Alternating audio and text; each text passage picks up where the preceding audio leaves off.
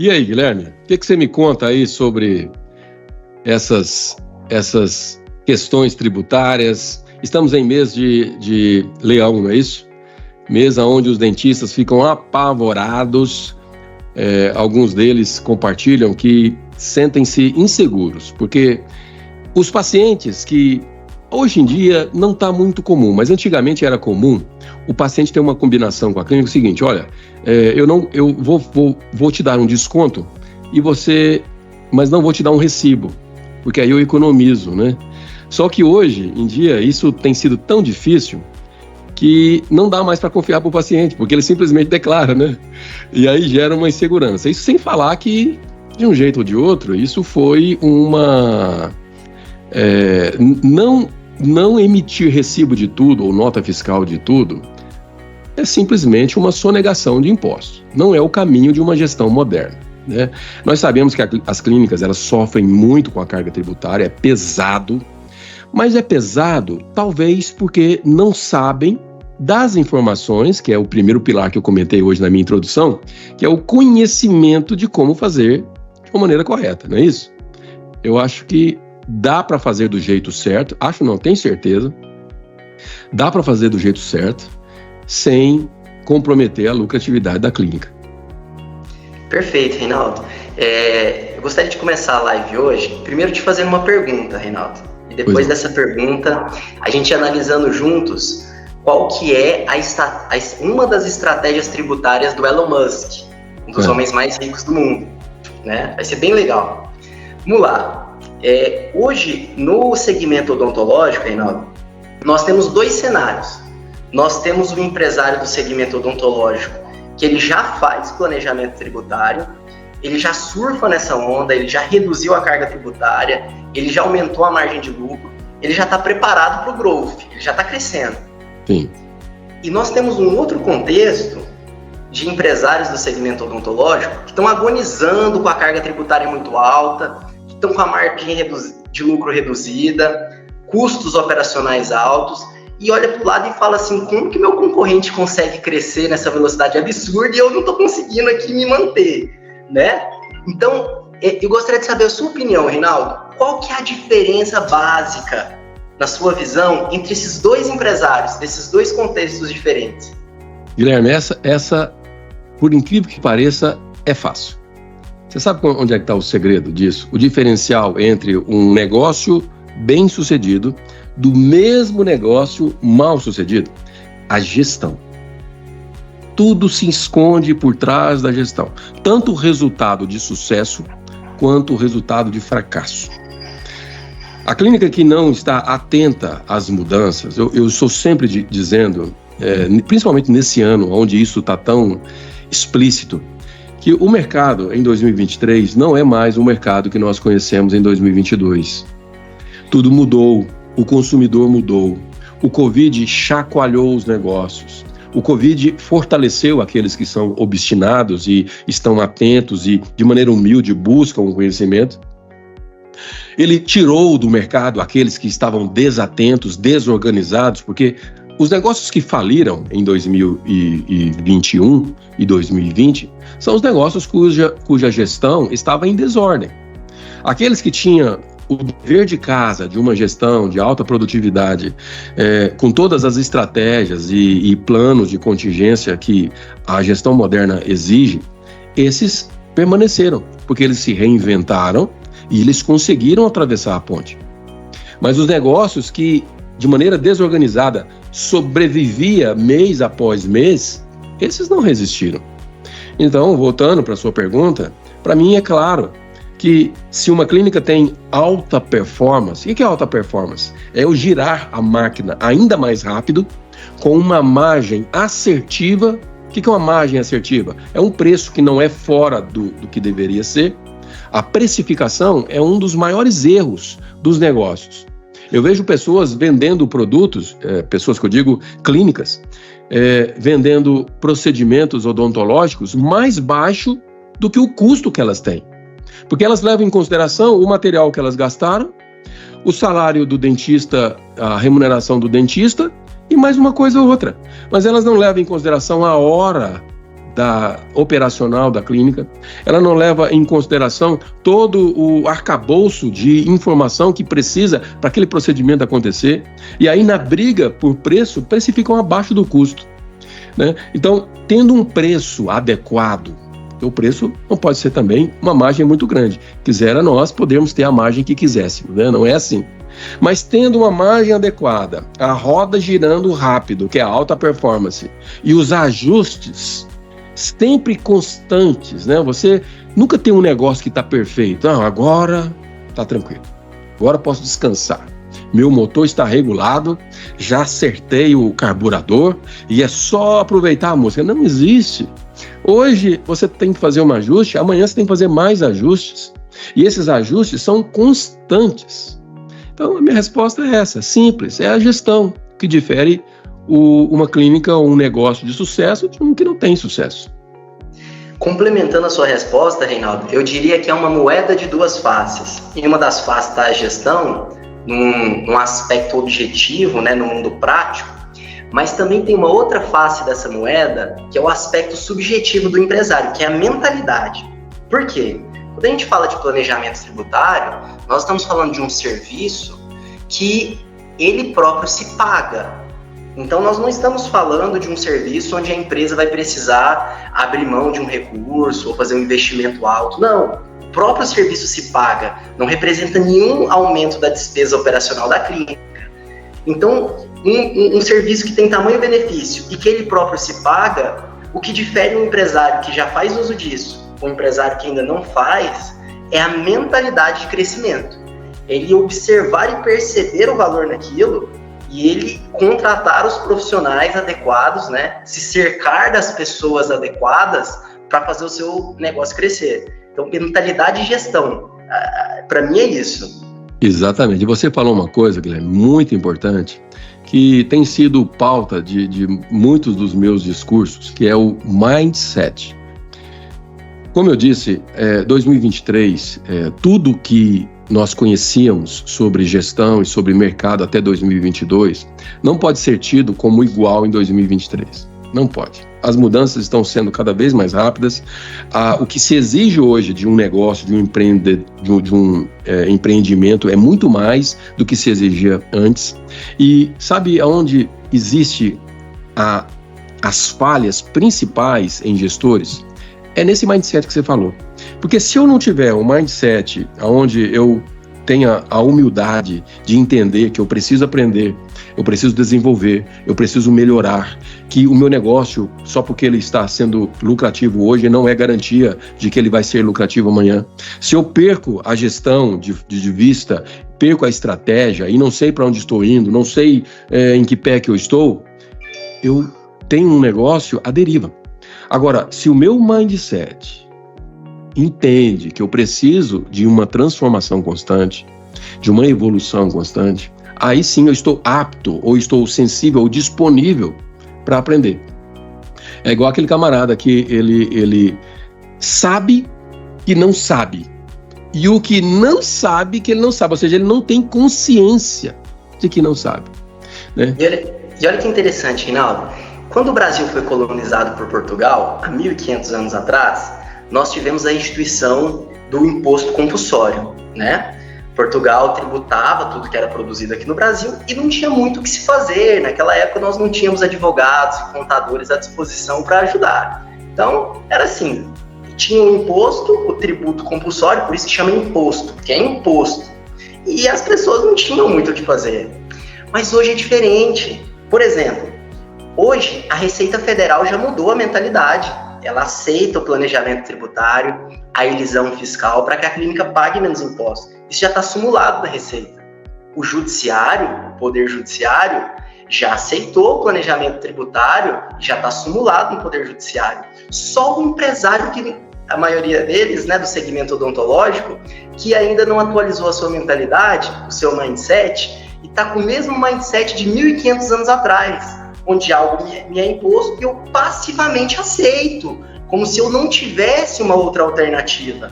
E aí, para fazer um link, eu estava assistindo outro dia uma análise tributária por um consultor tributário norte-americano de uma das estratégias tributárias do Elon Musk. Olha que interessante. Só para a gente entender o conceito de evasão fiscal e elisão fiscal. Evasão fiscal, eu sei que existe um imposto, eu sonego. Nos Estados Unidos isso dá até prisão. Então, precisaram se desenvolver outros mecanismos para que se faça isso de uma forma lícita, né? Que é a elisão fiscal, que é fazer uma análise da perspectiva e da legislação tributária e dentro disso encontrar o melhor caminho dentro da lei para se pagar menos impostos. Olha o que o Elon Musk faz nas empresas dele. Ao invés de receber prolabore ou qualquer tipo de renda nas empresas dele, porque a renda é tributada e a alíquota do imposto de renda nos Estados Unidos é maior que no Brasil. No Brasil fica em 27%, lá passa de 40%. Então o que ele faz? Ele não tem renda, ele zera todas as rendas dele. Aí você pensa, mas como assim uma pessoa vai conseguir viver sem renda? Ao invés de receber os prolabores dele em dinheiro, ele recebe em opções de ações. Aí não tem renda tributável. Ele está recebendo todos os prolabores dele em opções de ações da própria companhia da qual ele é acionista. Ele pega essas opções de ações que não têm liquidez, chega numa instituição financeira, tem aqui essas opções de ações que valem milhões, eu quero deixar elas em garantia para pegar um empréstimo. E aí ele pega um empréstimo com uma taxa de juros muito menor do que seria a tributação da renda se ele tivesse recebido o prolabore. E ele trabalha esse dinheiro do banco, enquanto as opções de ações dele estão aumentando. Trabalhando esse dinheiro do banco, ele está pagando um juro muito menor que os tributos. E ele depois paga o empréstimo, pega as ações dele de volta e vai para outro banco fazer a mesma coisa. Ou seja, elisão fiscal. Tudo lícito, tudo dentro da lei, apenas usando um mecanismo diferente. Apenas mudando um mindset. Olha que legal. Muito legal, e a gente percebe que existe uma estratégia por trás disso, né? Carga tributária existe? Existe. Agora, é possível ser contestado, como você disse? Está sendo imposto? Ou será que eu posso contestar? Posso ou não posso? Se eu não posso, quais as opções? Existem muitas opções para o empresário, né? E você falou uma verdade, né? A gente critica muito o nosso país por ter uma carga tributária muito alta, e realmente é, mas na Europa e nos Estados Unidos a carga tributária é ainda maior. É ainda maior, e lá eles levam a sério. Lá não é assim jeitinho brasileiro, não. Se você não fizer o que precisa ser feito, você vai para a cadeia. Então, o que precisa se fazer um empreendedor num momento como esse? É o que esse case aí que você trouxe, muito bem colocado, é uma estratégia. A estratégia, às vezes, pode passar por um plano como esse, mas pode também, trazendo para a nossa realidade no Brasil, passar pela precificação adequada. A partir do momento que um negócio, Guilherme, você me conhece, você sabe que eu levo muito a sério a questão da integridade. Eu acho que um negócio que não tem uma integridade, ele não tem consistência. E sem consistência, ele não vai longe. Né? Do que eu estou falando? Eu estou falando sobre sonegação de impostos. Eu vejo empreendedores dizendo o seguinte: eu não vou pagar os impostos porque o governo não faz a parte dele e tal. Isso se chama falta de integridade. Nós precisamos entregar ao governo o que é de direito, e isso atrai para nós uma legalidade. E eu não vou nem levar aqui para o lado espiritual, eu vou levar para o lado físico mesmo, de energia e de conexão com o que você tem de propósito e o que você tem de visão para o seu negócio. Eu vou levar para o lado da cultura da empresa, porque se eu, como um colaborador de uma clínica que sonega impostos, eu vejo e fico sabendo disso, a interpretação que eu tenho daquela clínica é uma interpretação que os líderes não são íntegros. E aí eu comprometo, ou seja, eu corrompo a cultura organizacional. Então, diante de tudo isso, levando para a solução, porque esse é um problema, qual é a solução? A solução é eu precificar de maneira adequada. Reinaldo, mas se eu aumentar meus preços, eu não vou ser competitivo. Quem disse? Eu disse, não sei se você estava me assistindo mais cedo, sobre diferenciais. Hoje, nessa gestão moderna que nós estamos vivendo, nós estamos presenciando muitas mudanças, né? Exige-se uma gestão moderna de alta performance, mas também o consumidor mudou de perfil. Hoje o consumidor que está interessado no tratamento clínico, seja no controle, na área médica ou odontológica, ele está mais preocupado com os benefícios que ele vai ter. Ninguém abre a sua boca para um dentista para fazer qualquer serviço, né? E a partir do momento que o conceito é preço, aí você foge da qualidade. Preço e qualidade, eles não conseguem se misturar, né? Eles são informações diferentes. Então, como que eu corrijo o problema da imposição de um tributo acima do que o empreendedor julga ser o justo? Precificando melhor, entrando com as providências de contestar aquilo que está sendo imposto, como você bem mencionou. É possível diminuir ou mitigar essa carga tributária? Depois que fez tudo que precisa ser feito, né? Você falou de estratégia aí do Elon Musk, mas eu ouvi você falar em outras lives de estratégias diversas para as clínicas pagarem menos impostos. Então, depois que se fizer tudo o que precisa ser feito, o que falta para complementar a margem de contribuição, de lucratividade adequada, é na precificação. E esse plus na precificação, você justifica com um serviço diferenciado, uma qualidade diferenciada, que esse nosso cliente moderno está mais interessado do que antes. Concorda comigo?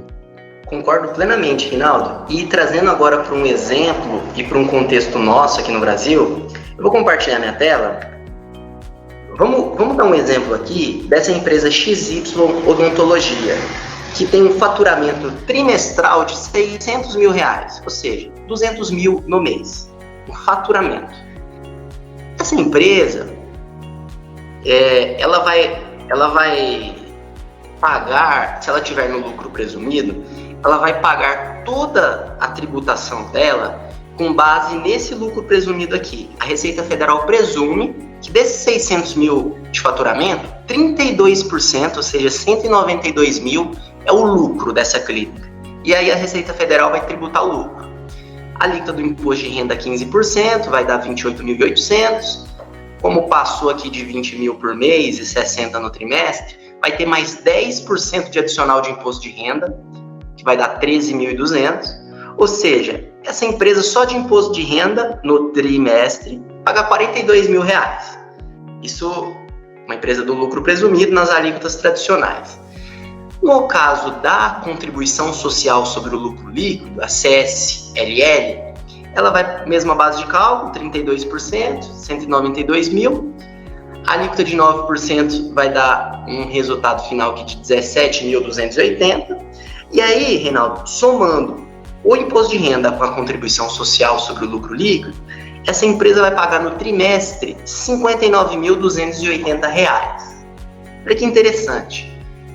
Nós já temos a possibilidade reconhecida tanto pelo Poder Judiciário quanto pela Receita Federal de reenquadrar essa clínica dentro das alíquotas dos serviços hospitalares, que a gente abrangeu bastante esse tema, o histórico dessa construção, desse entendimento nas últimas lives. Então, agora, com a aplicação desse benefício fiscal das alíquotas dos serviços hospitalares, que se aplicam a todos os procedimentos, exceto as consultas, olha como que muda. A alíquota do lucro presumido, da presunção de lucro, cai de 32% para 8%. Então, em vez de 192 mil, a nossa base de cálculo agora é apenas 48 mil. Aplicando uma alíquota de 15% do imposto de renda, a gente vai ter R$ 7.200 apenas de imposto de renda no trimestre.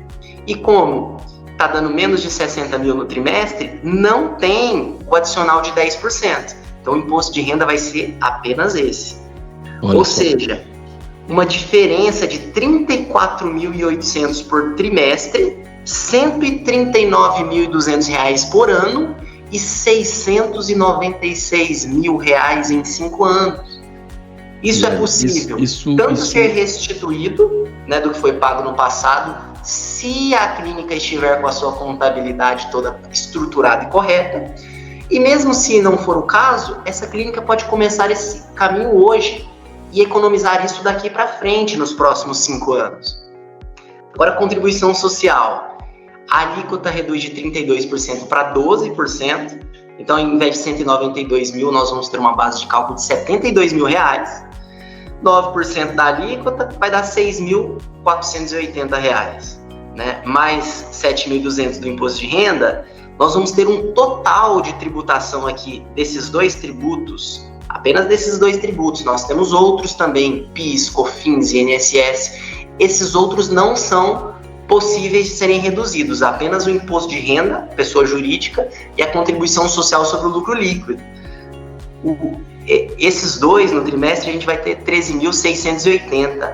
Olha que redução significativa, né? A gente está falando aqui da soma... Transforma o resultado de uma clínica, né?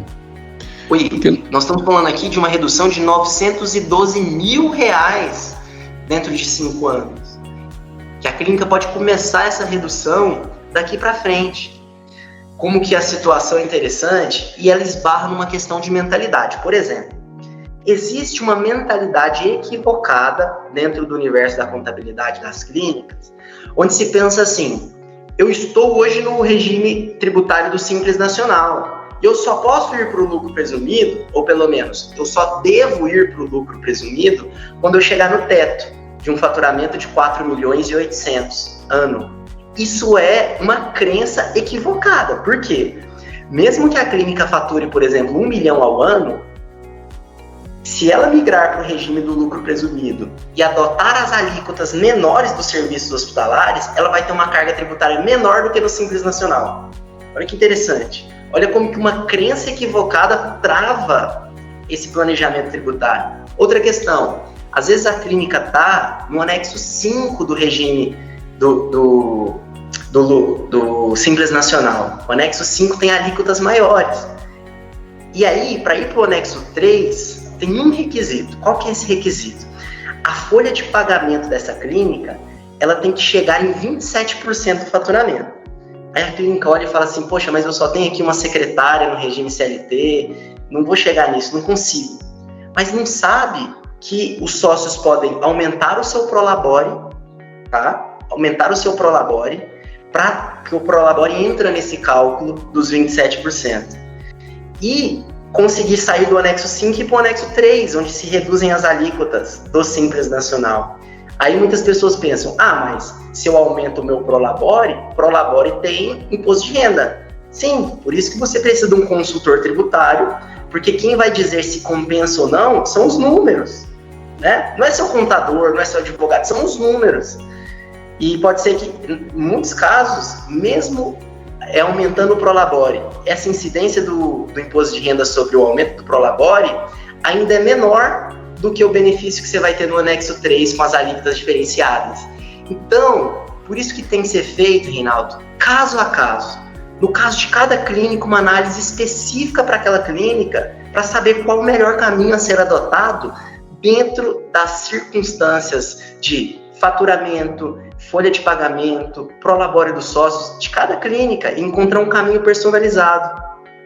Exatamente. E você está dando um exemplo aí da odontologia, que é onde mais tem o ônus do desconhecimento, mas tudo isso se aplica também às clínicas médicas, né? Se bobear, é mais aplicável ainda para as médicas do que para a odontologia. E a odontologia, lembrando, alguns procedimentos se enquadram, outros não, e o que vai ajudar, contribuir para essa apuração é uma gestão bem feita, né? Não adianta uma clínica que fez tudo errado, não registrou direito as informações, não emitiu as documentações com a descrição do procedimento corretamente, querer pleitear que não vai conseguir. Mas, como você falou, com uma estratégia adequada, a partir de agora, começa a se fazer corretamente, né? E essa questão é fundamental, isso transforma a vida financeira, porque nós sabemos que num negócio, qualquer empreendimento, o que vai ser considerado no final das contas é a última linha, é o que sobrou de lucro, né? É ali que a brincadeira faz sentido. E quando você reduz uma carga tributária de 1% que seja, em cima de 600 mil, são 6 mil reais que entra direto nessa última linha. Quando você vende 6 mil reais, ou seja, 1% a mais, na última linha vai cair, talvez, R$1.000 depois de tirar todas as despesas. Mas a redução tributária, não. Ela entra integralmente na última linha. Por isso que é interessante. Ou melhor, por isso que é imprescindível. Imprescindível colocar a casa em ordem. É imprescindível analisar, como você falou, para ficar bem claro para os nossos clientes, esses cenários que a gente traz são cenários fictícios baseados numa visão generalista. Cada negócio tem a sua peculiaridade, cada negócio tem a sua realidade, mas em cada um deles há um jeito, uma estratégia de otimizar ou mitigar as despesas com tributação, que é uma das mais pesadas. Uma dica prática, Reinaldo. Muitas clínicas, na hora de emitir a nota fiscal, ficam com dúvida, porque geralmente o paciente ele contrata um pacote de serviços. E aí a clínica vai lá e emite uma nota fiscal para esse pacote de serviços com o valor total e coloca lá serviços odontológicos. Olha que equívoco do ponto de vista contábil, porque essa clínica, o correto que ela tem a se fazer, e aqui já é uma dica prática que a gente dá nas nossas consultorias pagas, é o seguinte: na nota fiscal, descreva todos os serviços que você está entregando para esse paciente. Descreva todos os serviços que compõem esse pacote que o paciente contratou, que o cliente contratou. Porque esse é o correto, né? A descrição. Exatamente. Ou seja, tudo passa pelo aquele pilar do planejamento. Hoje mais cedo eu estava comentando sobre os 5 pilares, não sei quem é que estava conosco na live, entra e sai pessoas toda hora, né? Eu falei do conhecimento, eu falei do relacionamento, eu falei do propósito, eu falei da estratégia e da obstinação. 5 pilares que eu defini como os pilares de uma gestão de alta performance. E a estratégia é fundamental. É um desses pilares aonde transforma a clínica. Uma estratégia errada, uma estratégia baseada no achismo, com o mindset de 2010, ou uma estratégia baseada no que todo mundo faz, todo mundo sonega, isso é depreciativo, isso tira a clínica do propósito dela e leva ela para um iminente fracasso. Então, uma estratégia certa, pagando os impostos que precisam ser pagos, tendo a cabeça tranquilo para dormir com a cabeça no travesseiro, sem se preocupar em estar ou não descumprindo as obrigações e que isso pode retornar depois com um ônus de multa e juro que pode se comprometer. Porque, convenhamos, Guilherme, 32% de carga tributária é um sócio majoritário. Hoje, um proprietário de clínica, que ele é o único dono de uma clínica como essa aí que você descreveu, que fatura R$600 mil por mês, ou por ano, né? Não importa. Esse proprietário único, ele não tira 32% lucro. Né? Não existe isso. Essas margens gigantescas são raras exceções. São aqueles profissionais que vendem mais a própria imagem do que os serviços normais de uma clínica. Não é normal alguém, na última linha, encontrar 32% de lucratividade. Portanto, o governo, esses impostos, é um sócio majoritário, mas nós não estamos debaixo de uma imposição, imposto sobre nós. Podemos analisar e ter uma estratégia adequada. O Reinaldo, e olha como que uma estratégia inadequada pode custar caro. Na nossa última live, nós estávamos aqui com o Edmilson, que é meu parceiro, ele também é consultor tributário, e ele estava contando aqui uma história que a gente riu muito assim, mas riu para não chorar, que uma vez ele foi atender um cliente, e aí foi atender o cliente é clínica odontológica, a contabilidade redondinha, emitindo as notas fiscais de forma correta. Ele falou pro cara, que com base nas suas notas fiscais, no seu faturamento, você tem aqui R$800 mil de tributos para restituir dos últimos 5 anos. Já pensou? O cara já começou a fazer planos, ficar empolgado. Não, agora então vamos organizar, me passa aqui seu contrato social, sua documentação, para a gente dar início.